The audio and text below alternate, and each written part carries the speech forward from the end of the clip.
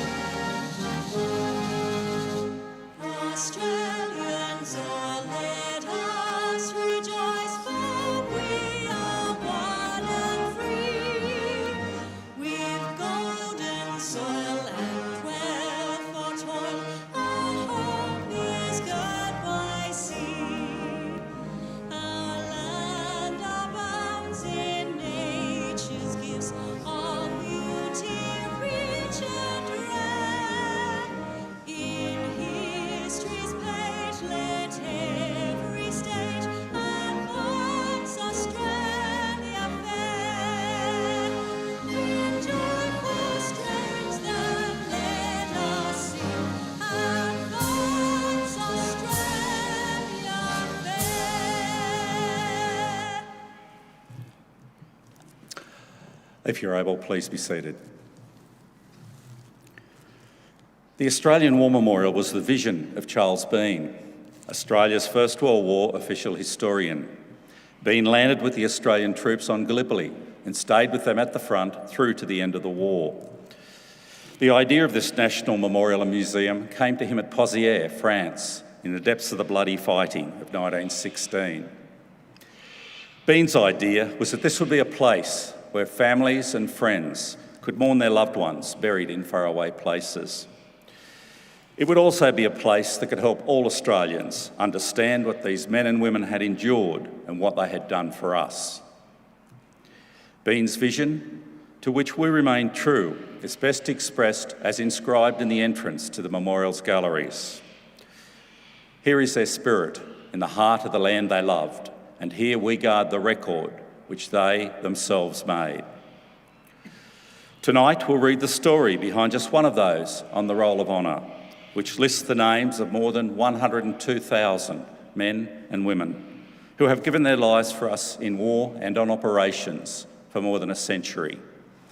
But first we present a lament, Flowers of the Forest. Wreaths and floral tributes will now be laid at the base of the Pool of Reflection.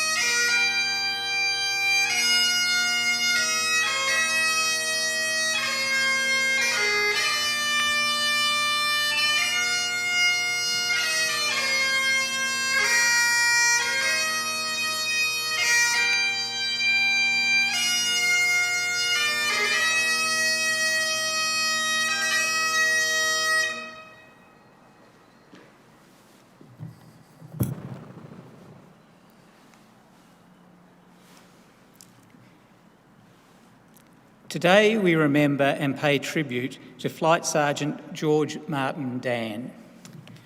George Dann was born on the 17th of March 1914 in Perth, the son of George and Sarah Dann. He had 4 brothers, Victor, Claude, Edward and Robert, and a sister, Elwyn. When George was 10 years old, his parents separated and his father later remarried. George attended Fremantle Boys' School until he was 15 and then began working as a weighbridge clerk and a butcher. Around 1938, Dan married Mavis Cook. The following year, they had a son, Graham.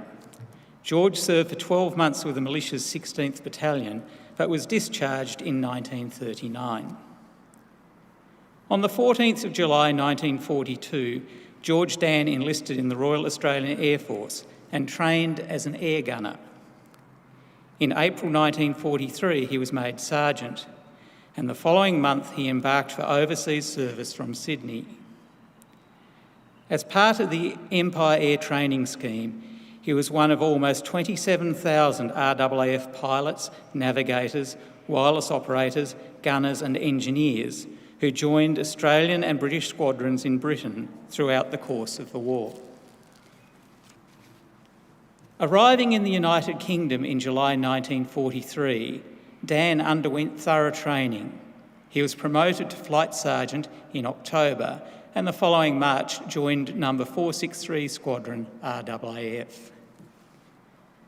On the night of the 10th of May, 31 Lancaster bombers from 463 and 467 squadrons departed as part of a major Royal Air Force raid from Waddington, England. Their target was the heavily defended railway yards at Lille in France. Flight Sergeant Dan was the air gunner of Lancaster bomber JOE, one of the squadron's few aircraft carrying an all-Australian crew.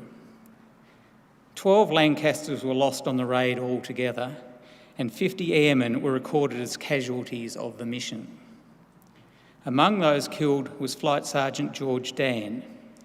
His Lancaster failed to return to base and was presumed to have been shot down by enemy action. After the war, it was determined that the aircraft had exploded, with the bulk of the wreckage falling onto a factory south of the target. Also on board were Flight Sergeants John Brown, Colin Eastgate and George Jones, Pilot Officer William Lewis, Warrant Officer Lloyd Mackenzie and Flying Officer Dudley Ward. The airmen who died in the raid were buried in the surrounding area. After the war, the remains of Commonwealth servicemen buried in Europe were examined and identified where possible. Dan's remains were identified by his badges of rank in a common grave at the Forest-sur-Marque Communal Cemetery, about 9 kilometres east of Lille.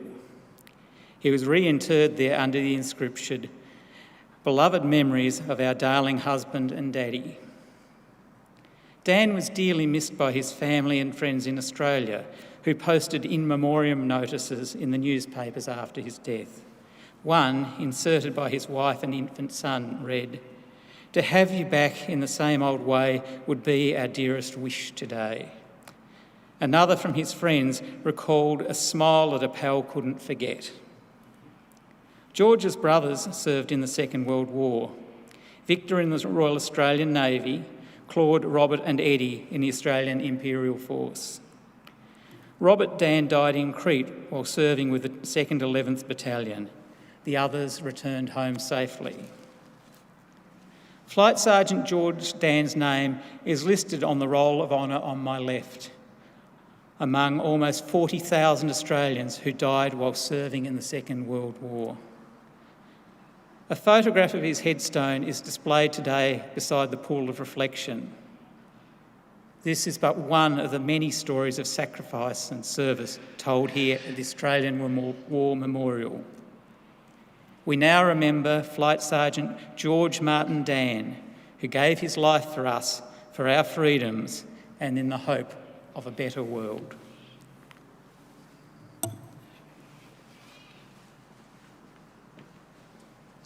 Please stand for the reading of the ode and the sounding of the last post.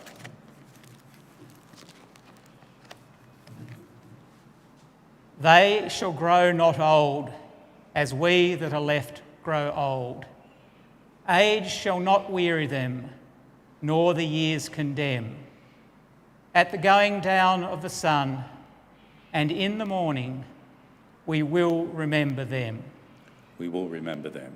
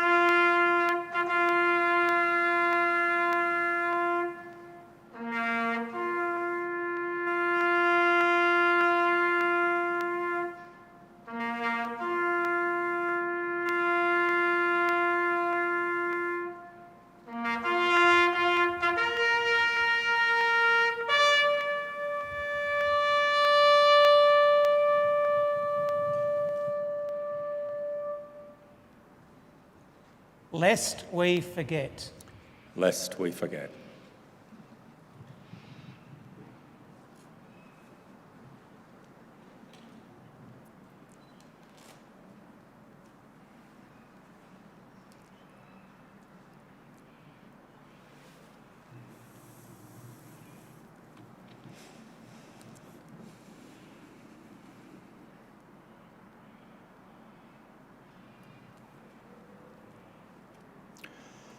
We leave you this evening with the words of the memorial's founder, Charles Bean.